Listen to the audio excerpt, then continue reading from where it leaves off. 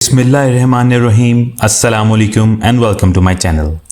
आज हम एक ऐसे टॉपिक पे बात करते हैं जो पंजाब, पाकिस्तान और इंडिया दोनों तरफ ही बेहद मकबूल है।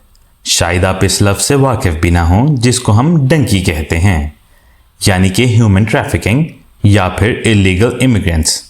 मंडी भाउदीन में सबसे ज़्यादा डंकी लगाने और लगवाने वाले एजेंट्स पाए जाते हैं।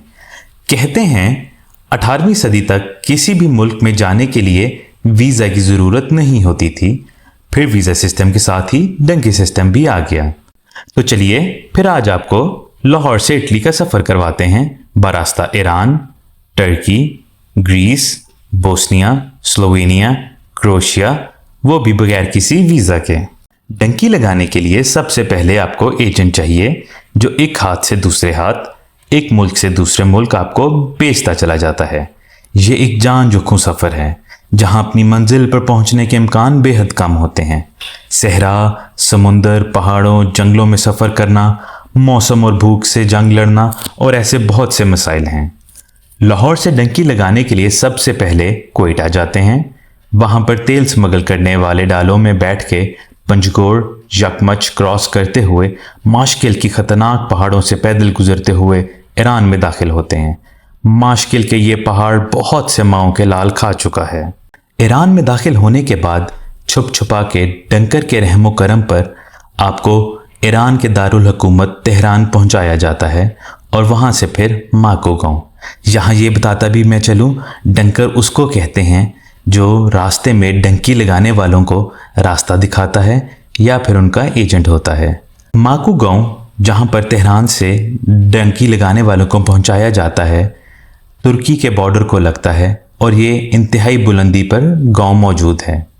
ईरान के सफ़र में इंसान मौसम की शिद्दत, भूख, प्यास, चोर और डाकुओं का सामना और माकू की ठंड बर्दाश्त करता है। माकू पहाड़ इंतहाई सर्द है जहां फुटों के लिहाज से बर्फ़ पड़ी होती है और इस जगह से ही तुर्की का बॉर्डर क्रॉस किया जाता है।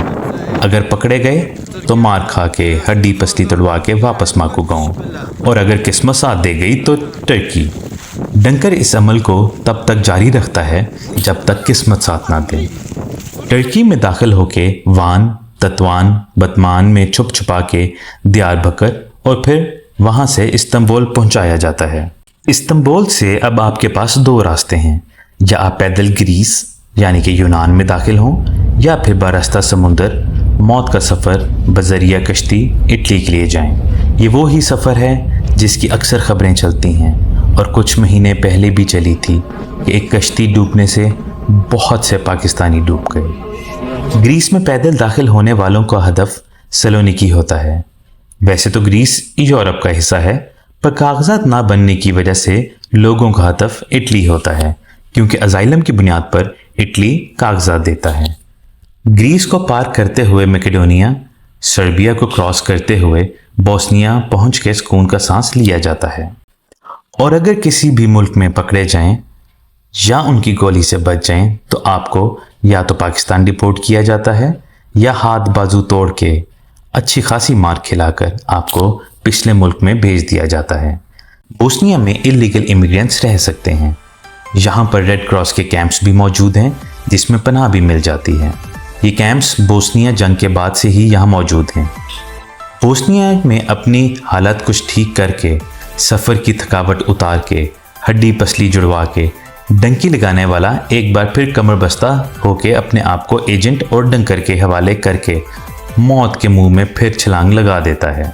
अब बोस्निया से सफ़र दोबारा शुरू होता है और इंतहाई ख़तरनाक मुल्क क्रोएशिया और स्लोवेनिया को पार करना है। ये दोनों मुल्क इंतहाई ऊंचाई पर हैं, जहां पर जंगलों के बीच में से होते हुए इटली के शहर टेरिस्टा में पहुंचा जाता है।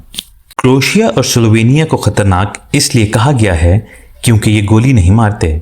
अगर पकड़े गए तो ऐसी सज़ाएं देते हैं कि इंसान जीते जी ही मर जाता है, जैसे कि भूख के कुत्तों के आगे फेंक देना, हड्डी पसली तोड़ डालना, करंट लगाना, अजियत देना। ये ही वजह है कि इसके पिछले मुल्क बोस्निया में रेड क्रॉस के मेडिकल कैंप की सहूलत मौजूद है। अगर किस्मत साथ देगी तो आप इटली टेरिस्टा में दाखिल होकर अजाइलम अप्लाई करते हैं।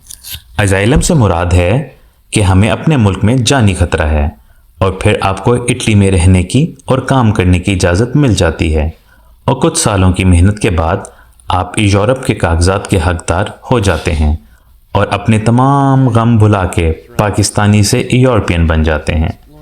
ये सारा सफ़र सुनने में शायद जितना आसान हो, असल में एक जान का जुआ है जिसमें सिर्फ हार या जीत है, वापसी कोई नहीं। जब आप कोयटा में अपने आप को एजेंट के हवाले करते हैं, वहाँ से इटली तक आप इन्हीं डंकर के रहमो करम पर ही होते हैं जो कदम कदम पर आपको अजियत दे के पैसे लूटता है। आज के दौर में 40 से 45 लाख में इटली की डंकी लग रही है। इतने पैसों में तो अपने मुल्क में बाआसानी रोज़ी कमा सकते हैं। खुदारा इस मौत के सफ़र को मत चुनें। इस सफ़र में हर कदम पर मौत आपका इंतज़ार कर रही है। अल्लाह हमें अपने मुल्क में ही रिज़्क़ हलाल दे ताकि हमें बाहर के मुल्कों में जाने की कोई तलब ना हो। याद रखें, दूर के ढोल सुहाने हैं। अल्लाह मेरा और आपका हामी और नासिर रहे। आमीन।